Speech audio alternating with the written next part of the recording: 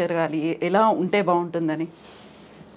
End stage ఇప్పుడు నేను నా పనులు చేసుకునే, అంటే నేను ఎవరి మీద డిపెండ్ అవ్వకుండా నేను చేయగలిగే, నేను చేసుకోలేని రోజు వచ్చినప్పుడు డెత్ అనేది వస్తుంది. డెత్ నేను ఏం చేయలేను.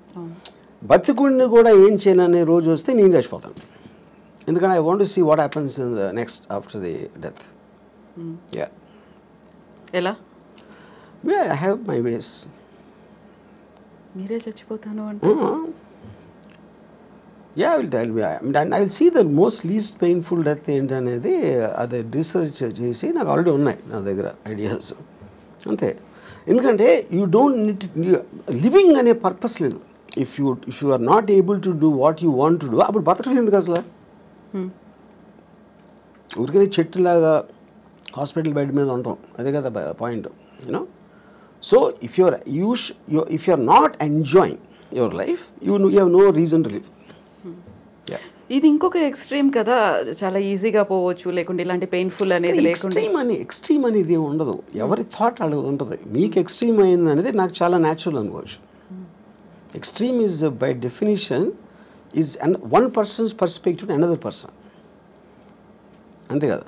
ఎక్స్ట్రీమ్ అంటే ఇప్పుడు మీ దానికి ఉన్న దానికన్నా ఇంకా ఎక్కువ డీపర్ ఇంటెన్సిటీతో నమ్ముతూ ఉంటే అది ఎక్స్ట్రీమ్ అవుతుంది. ఇప్పుడు టెర్రరిస్ట్ ఉన్నాడు, ఎక్స్ట్రీమ్ అని ఎందుకు అంటాం ఎక్స్ట్రీమిస్ట్ అని? వాడి కోపాన్ని అంత నిర్వహించబడుతున్నాడు, చంపేస్తున్నాడు, బాంబులు పెడుతున్నాడు. అది మీరు చేయరు. మీరైతే మా అయితే తిడతారు, మా అయితే కొడతారు, లేకపోతే మా అయితే అరుస్తారు. వాడు దానికి వెళ్తున్నాడు. ఇలాంటితో వర్కౌట్ అవ్వని ఆడు నమ్ముతున్నాడు. కానీ ఎక్స్ట్రీమిస్ట్ ఎవడు? వాడు ఎక్స్ట్రీమిస్ట్ అనుకోడు కదా, వాడు అది నమ్ముతూనే చేస్తున్నాడు అది. సో పెయిన్లెస్గా ఉండాలి, ఈజీగా స్మూత్గా ఉండాలి అంటే రీసెర్చ్ చేస్తున్నారు. అందులో సూసైడ్ కూడా ఉందా? సూసైడ్ అని కావాలి కదా, లేకపోతే మీరు ఇన్ఫ్లిక్టింగ్ ఆఫ్ పెయిన్లెస్ అనేది మీరు అనుకునే పర్పస్కి ఎంత సింప్లిస్టిక్గా ఎంత స్మూత్గా జరగాలని చూస్తారు. అది బిజినెస్ అవ్వచ్చు, లేకపోతే any decision you are making, you want to make the effort lesser to get the maximum result. అప్పుడు డెత్ అనేది మీకు రిజల్ట్ కావాలి అనుకున్నప్పుడు డెత్లో ఒక పెయిన్ ఆస్పెక్ట్ అనేది ఎంతో కొంత ఉంటుంది. మేబీ ఆ ఎంతో కొంత దాన్ని రెడ్యూస్ చేయడానికి you will use your knowledge and your thinking. So ఎప్పుడు నేను ఆ లాస్ట్ స్టెప్ తీసుకోవాలి అనేది ఏ స్టేజ్లో డెసిషన్? చెప్పాను కదా, when I can do, when I have to depend on somebody else, that is the last stage for me. It is not about the age.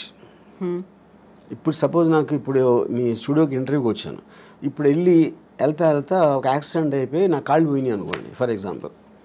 So I might do it now only.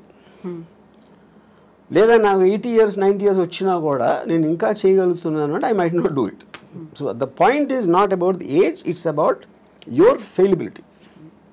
So మనం donations వీటన్నిటి గురించి మాట్లాడుకున్నాం. ఇలాంటి sudden death ఏదైనా వచ్చింది అనుకున్నప్పుడు నా heart donate చేయండి, లేకపోతే నా ఐస్ డొనేట్ చేయండి, నా కిడ్నీస్ డొనేట్ చేయండి, ఇలాంటి జీవన్ దాన్ అనే కాన్సెప్ట్ వచ్చింది కదా. చనిపోయిన తర్వాత కూడా నలుగురిలో బతికుండొచ్చు, ఈ లోకాన్ని చూడొచ్చు అనే కాన్సెప్ట్ రాము గారికి కనిపించింది. నేను ఎందుకు చేయనంటే ఇప్పుడు see there is nothing in life which is uncertain, which is certain. మనది అయిపోయింది కదా, మన బాడీయే కదా. ఇప్పుడు సపోజ్ నెక్స్ట్ బర్త్ ఉందనుకోండి, నెక్స్ట్ బర్త్లో ఇప్పుడు పుట్టుగుడ్డోళ్ళందరూ ఎవరైతే గుడ్డిగా పుడతారో వాళ్ళందరూ లాస్ట్ బర్త్లో డొనేషన్ ఇచ్చారేమో అని నాకు అనుమానం. అప్పుడు దేవుడి దగ్గరికి వెళ్ళి ఇచ్చావు కదా, ఇప్పుడు అయితే నెక్స్ట్ బర్త్ నువ్వు నీ కళ్ళు కూడా పడతావు అని చెప్పారు అనుకోండి, అరే అమ్మా అని నేను డిసప్పాయింట్ అవుతాను కదా. అందుకని అలాంటి ఛాన్స్. ఇంకోటి ఏంటి, I'm not an అల్ట్రూయిస్ట్, I don't live for others. నేను నా కోసమే బతుకుతా, అన్నీ నేనే తీసుకెళ్ళిపోతాను. కాకుంటే